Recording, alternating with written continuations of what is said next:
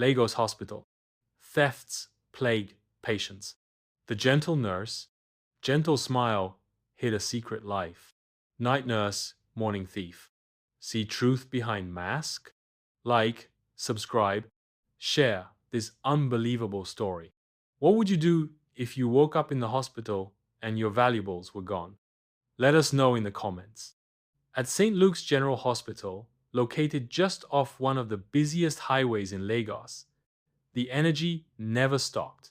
Ambulances arrived in constant waves, doctors shuffled from ward to ward, and the emergency room echoed with cries, coughs, and clattering stretchers.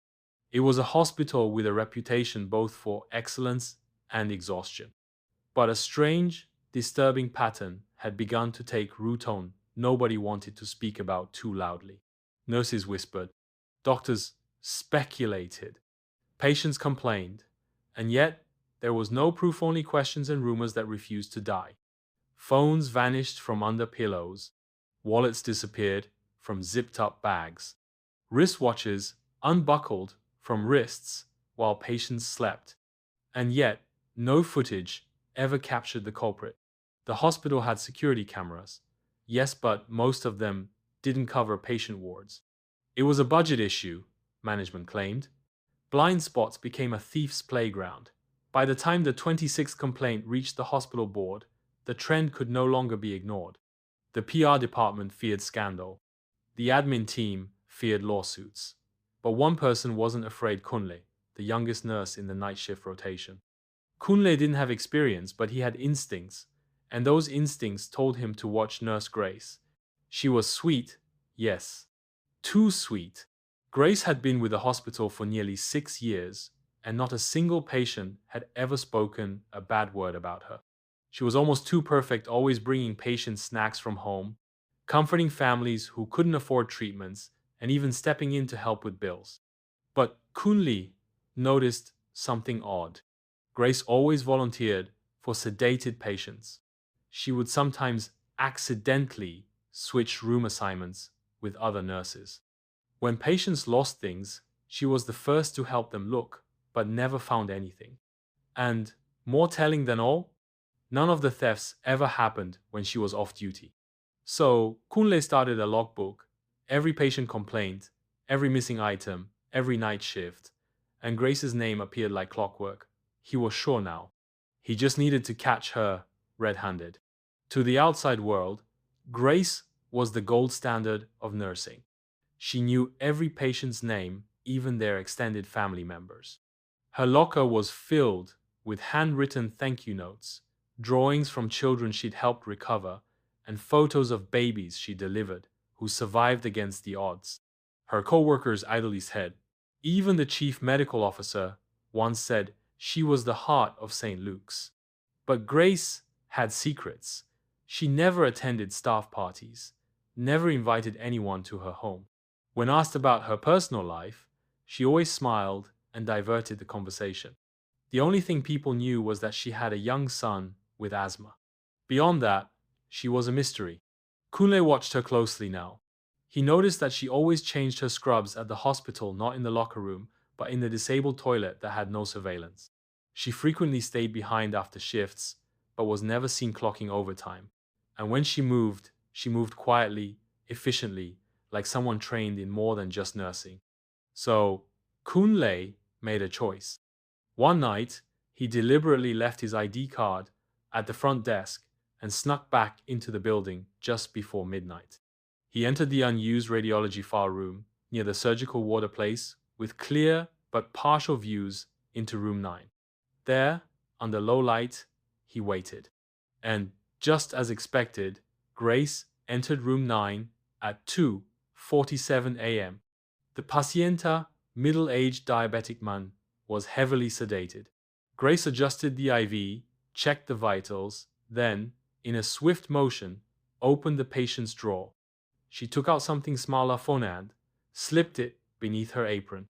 Kune captured it all. His hands trembled as he hit stop on the recording. After his shift ended, Kune didn't go home. He couldn't sleep.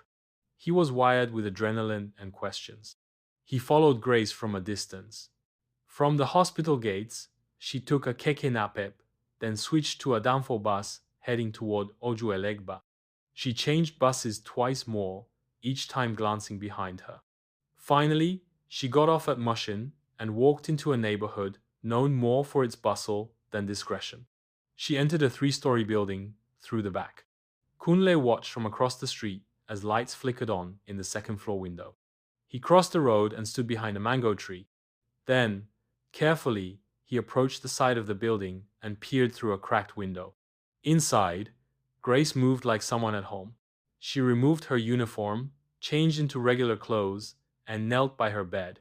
She pulled out a metal safe. Kunle gasped. Inside were rows of mobile phones, some wrapped in rubber bands, others labeled with stickers, jewelry in tiny velvet bags, foreign currencies in thick envelopes, a drawer filled with driver's licenses, ID cards, even hospital files.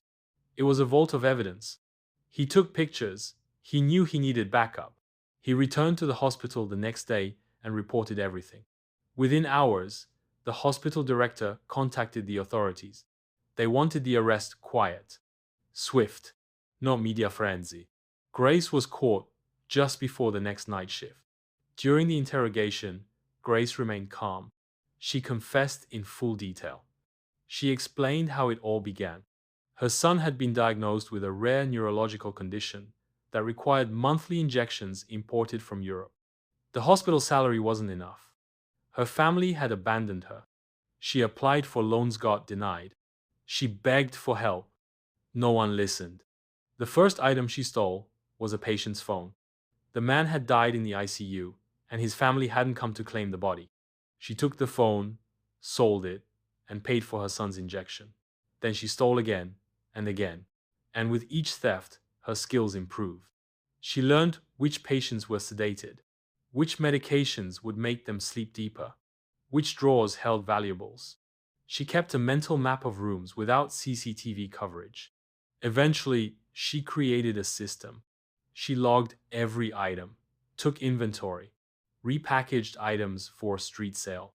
Sometimes, she even traded items for favors like pharmacy discounts or private medical tests. She used the stolen funds to enroll her son in a private school, pay rent, and even start a small online shop. I never saw it as stealing, she said. I saw it as surviving. Would you have trusted Nurse Grace? Have you ever met someone who had two faces? Tell us your experience in the comments. And remember to like, subscribe, and share this jaw-dropping episode of Viral African Stories. Grace's trial was swift. Her confession, combined with Kunle's evidence, sealed the case. But the public was divided. Some saw her as a criminal. Others saw her as a mother pushed beyond her limits. Activists rallied. Her story trended on Twitter. Debates broke out on talk shows. She was sentenced to 4 years, but 2 were reduced for good behavior and restitution. NGOs stepped in. Her son's story brought attention to Nigeria's broken healthcare system. Donations poured in. He received full treatment and even a scholarship. Grace was released early and placed under a reform program. She volunteered at clinics. She took psychology classes. And eventually, she became a speaker for nursing ethics and patient rights. She now works at a low-income health center, earning minimum wage but living with purpose. In a televised interview, she said, "I was a thief in the night, but today I fight for the light."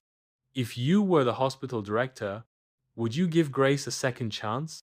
Should someone who steals to save a loved one be punished or understood?